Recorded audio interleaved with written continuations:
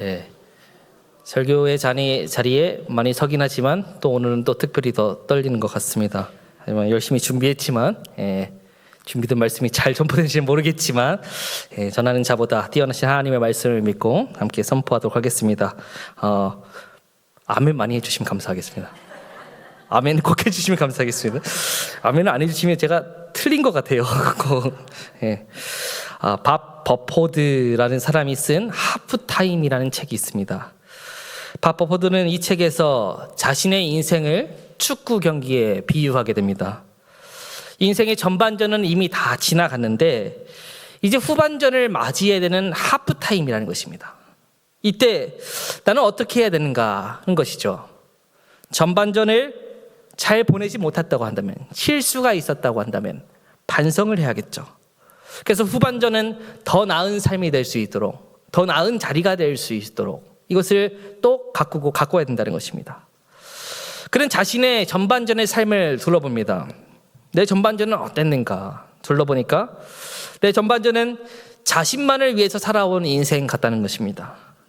이기적이었고 욕망을 채우는데 모든 노력을 다 기울였다는 것이죠.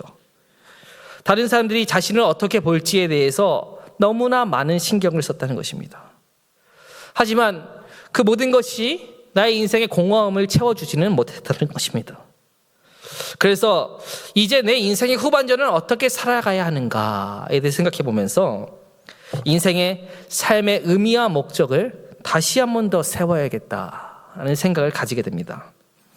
그는 자신의 업적만을 위한 삶이 아니라 이제는 하나님과 이웃을 위하여서 내가 어떻게 살아갈 수 있을까에 대해서 고민하게 됩니다.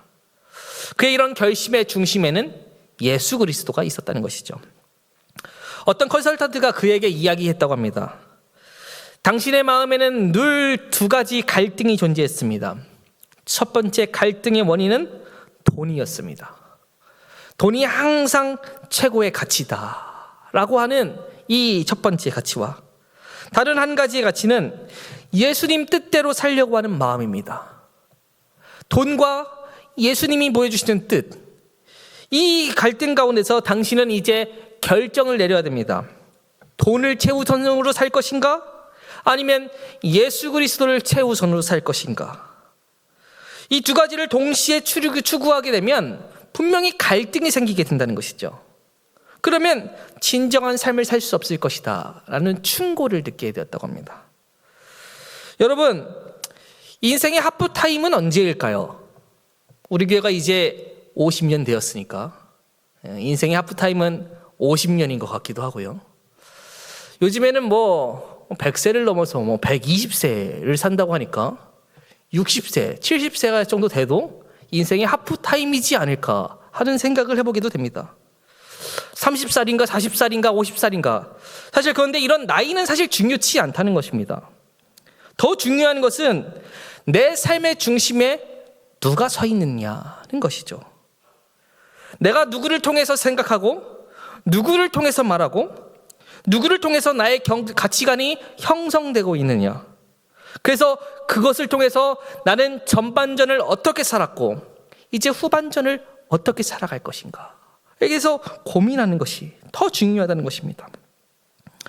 오늘 우리가 읽은 본문에 따르면 후반전의 변화를 이끌어가고 싶은 한 사람이 등장을 하게 됩니다. 바로 잘 알고 있는 삭개오이죠. 그는 예수님을 만나기 전까지는 어떻게 살아야 될지 잘 몰랐습니다. 그래서 마음속에 큰 고통을 안고 있었습니다. 삭개오에게는요, 조롱과 무시를 담은 별명들이 존재했는데요. 동족의 피를 빨아먹는 자, 돈만 아는 세리, 꼬마 난쟁이, 별 볼품 없는 사람, 이런 것들이 그의 별명이었다는 것입니다. 이런 삭개오의 입장에서 여러분은 어떤 선택을 하시겠습니까? 이런 과정 가운데서 삭개오는 내가 무시당하지 않고 내가 정말 당당하게 살아가기 위해서는 인생을 승리하기 위해서는 두 가지가 필요하구나 라고 생각했습니다. 첫 번째는 권력입니다. 나에게 권력이 있어야지 남들이 나를 무시 못하겠다 라고 생각한 것이죠. 두 번째는 돈입니다. 돈 있으면 남들이 나를 무시 못할 것 같다. 라고 생각한 것이죠. 그래서 이 두 가지를 인생의 목표로 삼고요, 열심히 달려왔던 것이 바로 삭개오의 삶이었다는 것입니다. 권력과 돈은 그의 삶에서는 항상 필수품이었다는 것입니다. 생명줄이었습니다. 그러나 인생을 어느 정도 살고 난 다음에 돌이켜보니까요, 마음이 공허합니다. 아무리 돈을 많이 가져도 다른 사람들이 자신을 도저히 존경하지를 않는 것이에요. 돈이 많다고 해서 다른 사람들이 자신을 존경하고 사랑하는 것과는 전혀 다른 문제라는 것이죠. 돈은 부러움과 선망의 대상은 될 수 있으나 존경과 사랑을 얻기 위해서는 다른 것이 필요하다는 것입니다. 이와 관련된 말이 있습니다. 돈으로는 멋진 침대를 살 수 있지만 평안한 잠은 살 수 없다. 돈으로는 지식을 살 수 있지만 지혜는 살 수 없다. 돈으로는 맛있는 음식을 살 수 있지만 입맛과 식욕은 살 수 없다. 돈으로 세상의 쾌락은 살 수 있지만 마음의 행복은 살 수 없다. 돈으로 나무로 된 십자가는 살 수 있지만 영원한 구원은 살 수 없다. 돈으로 아름다운 예배당은 지을 수 있지만 하나님 나라는 세울 수 없다는 것입니다. 그래서 삭개오는 변화하기로 마음을 먹습니다. 예수님을 만나보고자 합니다. 그분을 만나서 이제 내 인생의 새로운 가치를 한번 깨달아 보겠다. 그래서 인생의 후반전은 정말로 값진 것을 위해서 살아보겠다 생각을 한다는 것이죠. 사실 오늘 이 삭개오의 자리를 바라보기 위해서요, 우리는 한 번 더 봐야 되는 자리가 있는데 18장의 자리입니다. 18장에는요, 부자 관원과의 예수님과의 대화가 등장을 하게 됩니다. 18장 18절을 보시면요, 한 부자 관리가 나오게 됩니다. 같이 한번 읽어볼까요? 시작. 어떤 관리가 물어 이르되 선한 선생님이여 내가 무엇을 하여야 영생을 얻으리이까. 부자 관리가 나온 것이에요. 그래서 예수님께 물어봅니다. 내가 어떻게 해야 영생을 얻을 수 있겠습니까? 그럼 주님이 뭐라고 대답을 해주셔야 될 것이 아니겠습니까? 그래서 영생을 얻으려면 나를 믿어라 라고 하시든지 아니면 거듭나야 된다 라고 말씀하시든지 해야 될 것 같은데, 예수님께서는 그 말씀 대신에 십계명을 지켜라 라고 말씀하시는 겁니다. 예수님께서 이렇게 말씀하신 것에는 이유가 있었습니다. 그 간원의 마음을 읽었다는 것입니다. 이 간원이 예수님을 어떻게 부르고 있죠? 지금 선한 선생님이라고 부르고 있다는 것이죠. 이 간원이 선한 선생님이라고 부르는 데는 분명히 이유가 있다는 것이죠. 예수님이 영생을 가지고 있는 이유는 예수님이 선한 분이시니까 그런 것이다, 그런 것이라는 거야. 그래서 나도 선하니까 나도 영생을 얻을 수 있겠다라고 생각을 한다는 것이죠. 그래서 예수님이 십계명을 지켜라 라고 말씀하셨다는 것입니다.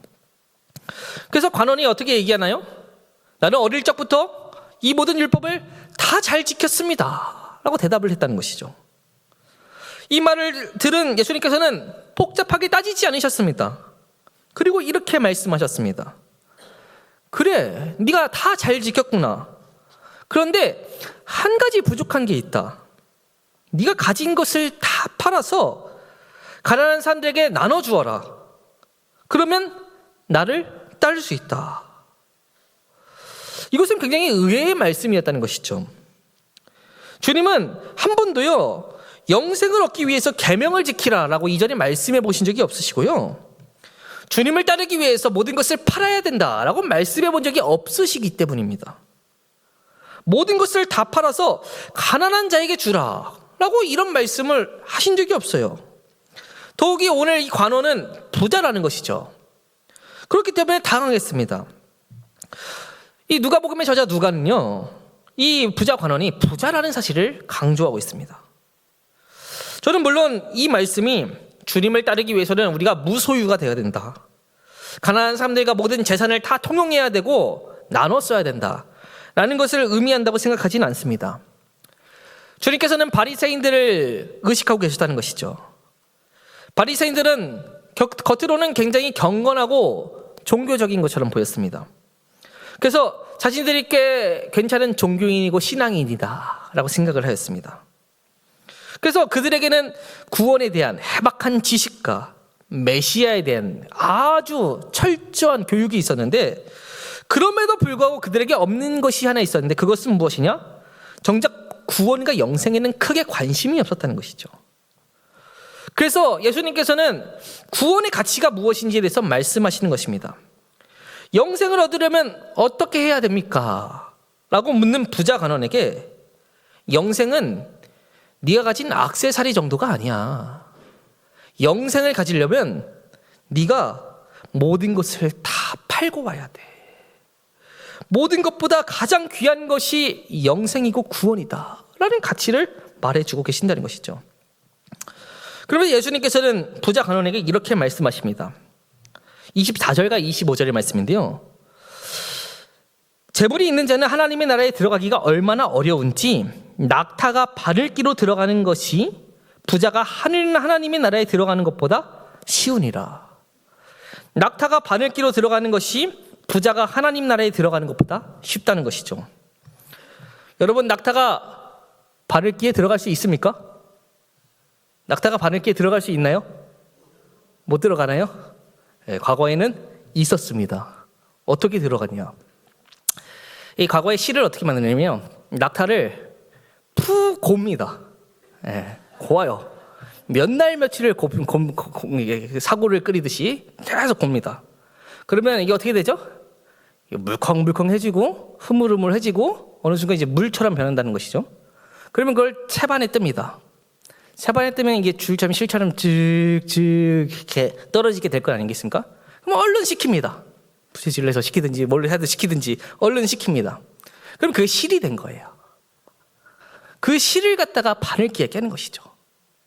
그것이 바로 낙타실인 것입니다. 여러분, 근데 이것은 이 과정을요 굉장히 복잡하고요 굉장히 심오하고요 하나도 허투루 해서는 안 되는 작업이라는 것이죠. 부자가 하나님 나라에 들어가는 것은 낙타가 바늘기에 들어가는 것처럼 굉장히 오랜 시간의 연단과 굉장히 오랜 시간의 심오한 가치관의 생각과 그 모든 것이 다 결합되어서 최종의 가치를 위해서 나아갈 때 비로소 이루어지는 작업이라는 것입니다.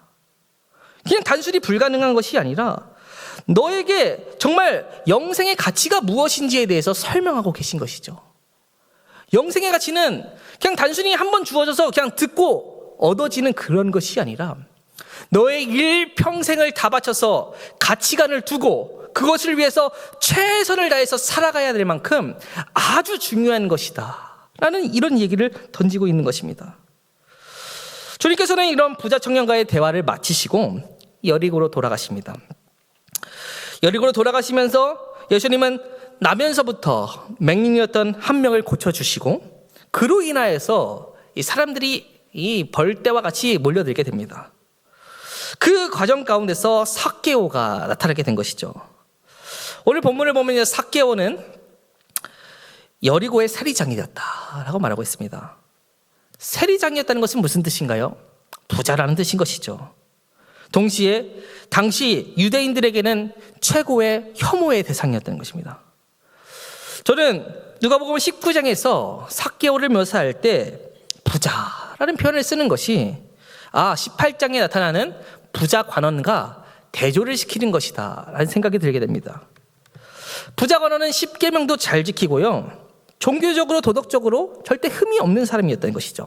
그래서 평판이 아주 좋은 사람이었습니다. 반면 삭개오는요 돈이 많은 사람이긴 하였지만 로마 정부에 빌붙어서 가난한 백성들의 이 돈을 세금이라는 명목으로 갈취해서 부자가 된 사람이라는 것이죠. 그러니까 질적으로 다른 차원이라는 것입니다. 이 삭개오는요 평생 동안 재물 모으는 것을 삶의 목적과 이유로 삼았습니다. 그래서 엄청난 부자가 되었습니다. 그런데 이런 삭개오를요 사람들은 부러워하면서도 혐오의 대상으로 여긴다는 것이죠. 왜냐하면 삭개오는 여리고라는 큰 도시의 세리장으로서 매정하고 잔인한 방법으로 재산을 끌어모았기 때문인 것으로 보입니다. 그렇기 때문에 그는 아무리 많은 재물을 모아도 만족할 수가 없었습니다. 그래서 그는 이제는 하나님께 돌아가고 싶다. 하나님의 말씀에 따라 살아가고 싶다라는 생각을 하게 됩니다. 하지만 너무 먼 길을 온 것 같습니다. 그럼에도 불구하고 하나님께 돌아가고 싶은 마음이 듭니다. 아마 부자 간원이 했던 것처럼, 선한 선생님, 어떻게 하면 내가 영생에 들어갈 수 있겠습니까? 라고 묻고 싶었던 것 같아 보이기도 합니다. 저는 이 삭개오의 간절함이요, 이 여리고 성 입구에서 만났던 이 맹인과의 간절함과 한번 비교해 보고 싶습니다. 여리고로 돌아오는 길에서 구걸하던 맹인이 있었습니다. 그는 사람들이 수군거리고 무리가 막 움직이는 소리를 들으면서 사람들에게 묻습니다. 지금 무슨 일이 있느냐? 그러니까 사람들이 예수님이 오셨다, 예수님이 지나가고 계시다 라고 말한다는 것이죠. 그 이야기를 듣고 예수님에 대해서 어떤 소문을 들었는지는 모르겠지만 이 맹인이 소리 지르기 시작한 것입니다. 다윗의 자손 예수여, 나를 불쌍히 여기소서.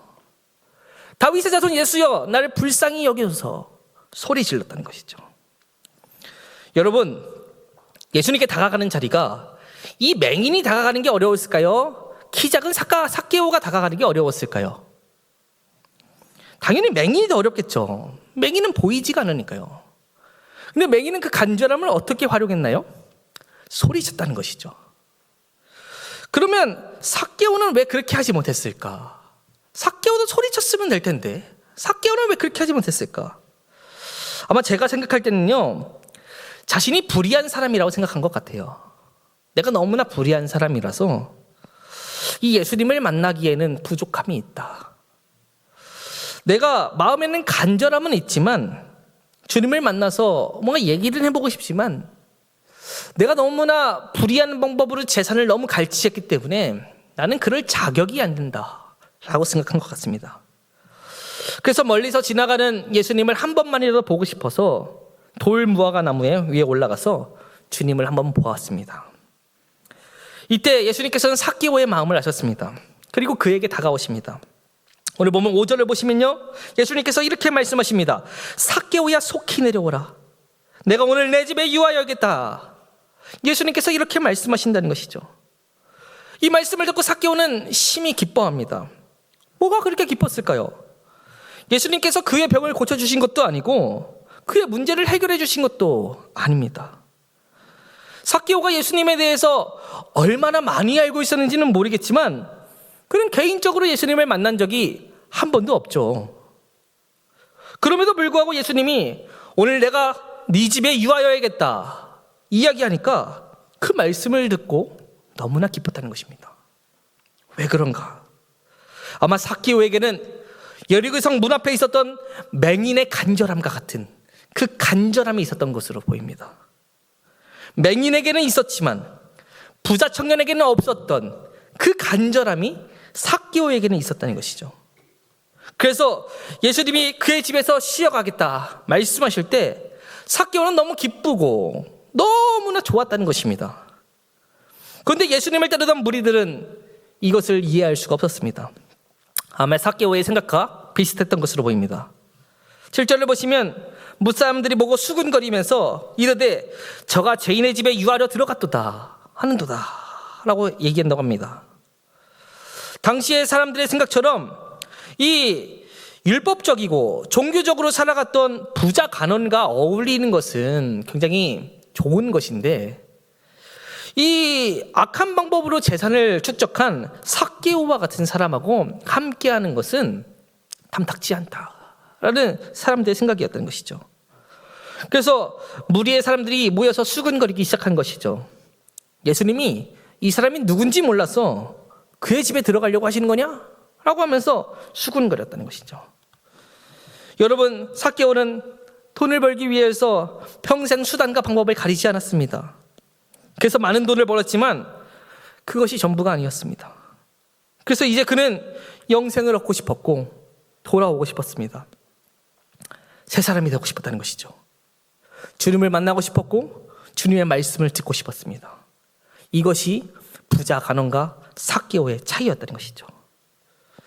삭개오는 주님을 만났을 때 부자 청년처럼 내가 어떻게 하여야 영생을 얻을 수 있겠습니까? 라고 물어보지 않았습니다. 대신 주님께 이렇게 얘기합니다. 8절의 말씀인데요.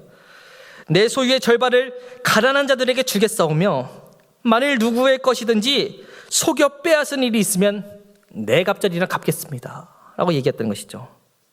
주님 보시옵소서. 내가 소유의 절반을 가난한 자들에게 주겠으며 내가 누구의 것을 빼앗았으면 4배로 갚겠다라고 얘기했던 것이죠. 그러자 주님께서 오늘 구원이 이 집에 임하였다라고 말씀하신다는 것입니다. 이는 굉장히 큰 고백인 것이죠. 그런데 여러분, 아까 제가 말씀드렸던 주님께서 부자 청년에게 요구하셨던 것이 무엇인지 생각나십니까? 주님께서 부자 청년에게 요구하셨던 것? 그것은 가진 것을 전부 팔라는 것이었죠. 근데 삭개오는 뭐라고 했습니까? 반만 판다고 얘기하지 않았습니까? 근데 반만 팔겠다. 어떤 분들은 세리장 삭개오가 속여서 판 것이 너무나 많았기 때문에 4배를 갚겠다고 하면 이미 파산이다 라고 얘기하기도 합니다. 사실상 그는 이미 파산이다. 왜냐하면 당시 유대인의 율법에 따르면 20%를 얹어주는 것이 당연한 거거든요. 그러니까 누구의 돈을 빌리거나 빼앗은 것이 있으면 20%를 얹어주는 겁니다. 제가 100불을 빌렸으면 120불을 주는 것이면 충분한 것입니다. 근데 삭개오는 얼마 주겠다고 하는 것이죠? 400불 주겠다고 하는 거예요. 100불 빌렸는데 400불 주겠다고 하는 거예요. 그러니까 뭐 수지 타산이 전혀 맞지가 않죠. 그러니까 이미 망했다는 것입니다.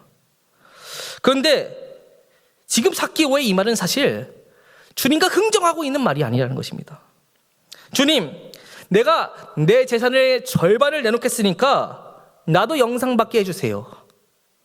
주님, 내가 내 잘못한 사람에게 4배로 갚겠으니까 나도 영생 얻게 해주세요. 나도 구원받게 해주세요.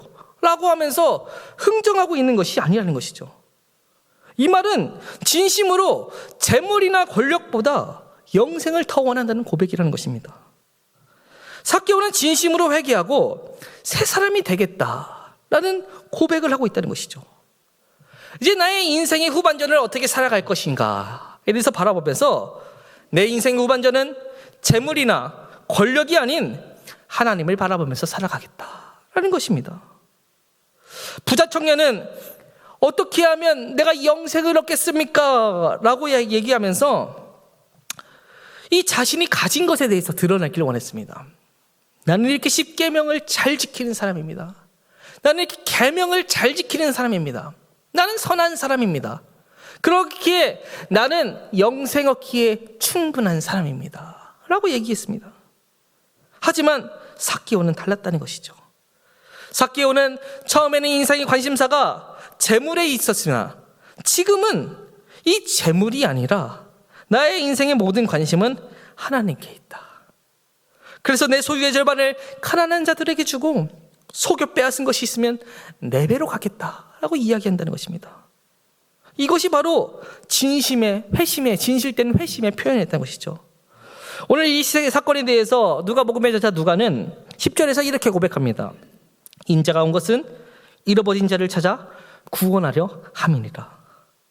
삭개오는 잃어버린 자로서 진심으로 하나님께 돌아오고 싶었던 자였다는 것이죠. 부자관원과는 달랐다는 것입니다.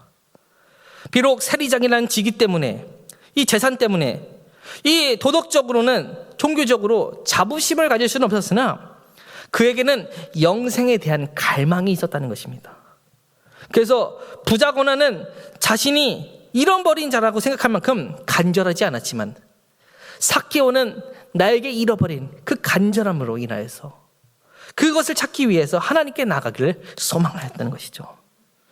삭개오는 돈의 억압에서 벗어난 사람이 되었습니다. 이제 그는 더 이상 돈의 노예가 아니라는 것이죠. 돈을 사용할 줄 아는 사람이 되었습니다. 이 돈을 하나님을 위해서, 고통받은 사람을 위해서, 하나님 나라를 위해서 쓰겠다라는 새로운 철학을 가지게 되었다는 것이죠. 여러분, 오늘날 우리에게 가장 소중한 것은 무엇입니까? 지금까지 인생을 살면서 이것 없으면 못 살겠다라고 하면서 안달했던 것은 무엇이 있습니까? 그런데 남은 인생도 그것만을 향해 달려가야 하겠습니까? 아니면 우리에게 주신 예수 그리스도를 통해 살아온 삶을 반성하면서 주님, 내게 억눌렸던 것을 자유하게 하시고 이제는 주님께 쓰임받는 인생으로 나아갈 수 있도록 나를 바꿔주시옵소서 기도해야 하겠습니까? 여러분의 인생의 후반전은 무엇을 향하여 달려가고 계십니까? 여러분은 지금 어떤 하프타임을 보내고 계십니까? 저는 제가 30살이었던 그때가 아직도 잊혀지지 않습니다. 일에 너무 찌들어서 정말로 이것이 내가 가야 될 사명의 길이 맞는가? 막 고민하고 있었습니다. 그때 저는 새벽 4시에 나와서 밤 12시, 1시가 돼야지 퇴근을 해야 될 수 있었습니다. 하루에 많이 자면 4시간, 평상시에는 2시간, 3시간. 그렇게 잠 못 자고 사역을 하면서 병원에 가면요, 이대로는 안 된다. 쉬어야 된다. 쉬어야 된다. 라고 병원에 맨날 얘기하는 거예요. 근데 쉴 수가 없었습니다. 그래서 저에게 든 생각이 있었습니다. 이제는 사역을 내려놔야겠다. 내가 건강도 챙기고 좀 살려면 좀 사역을 내려놔야겠다. 사람이 죽을 것 같다라는 생각이 들었기 때문인 것입니다.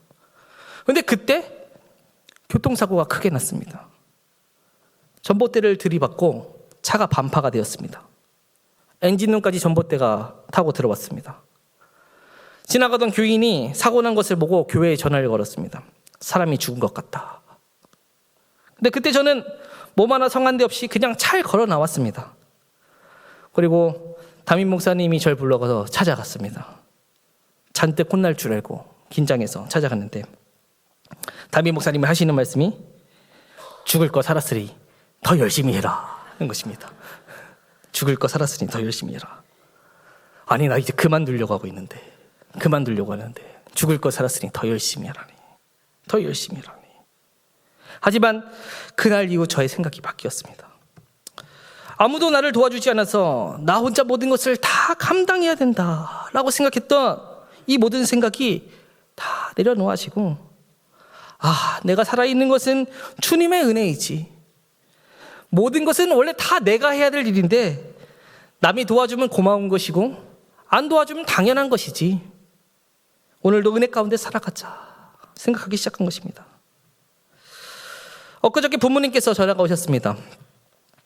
제가 가급적이면 매일 전화를 드리려고 하는데 바빠서 하도 전화를 안 하니까 답답하셨는지 저에게 먼저 전화를 거셨습니다. 그리고 어머니가 하시는 말이 많이 힘들지 하는 겁니다. 그래서 저는 네, 당연히 힘들지요. 영어도 잘 못하는데 말도 잘 안 통하고 일도 벅차고 너무나 힘듭니다. 그런데 기쁩니다. 내가 할 수 있는 일이 있다는 것에 기쁩니다. 교회에 있다 보면 제가 불쌍해 보이시나 봐요.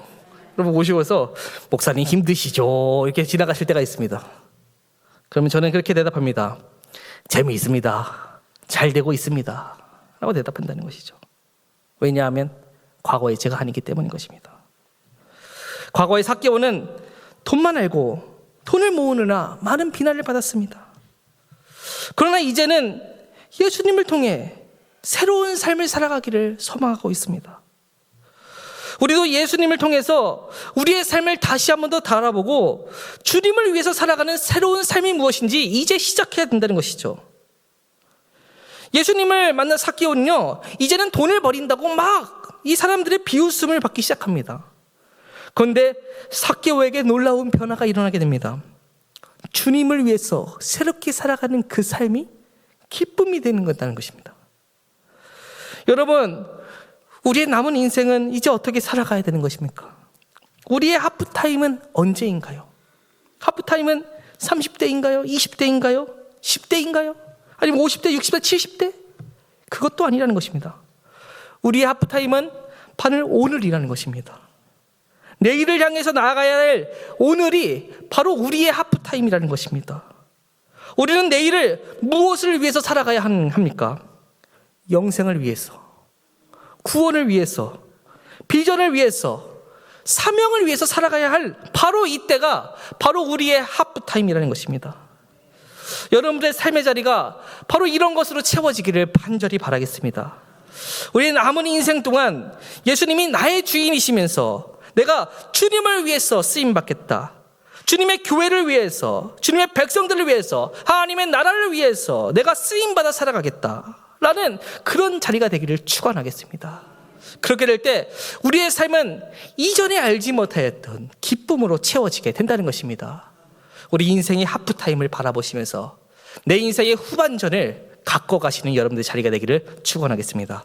그것을 위해서 더욱더 기도하시고 헌신하시는 여러분들의 자리 되기를 바라겠습니다. 잠시 찬양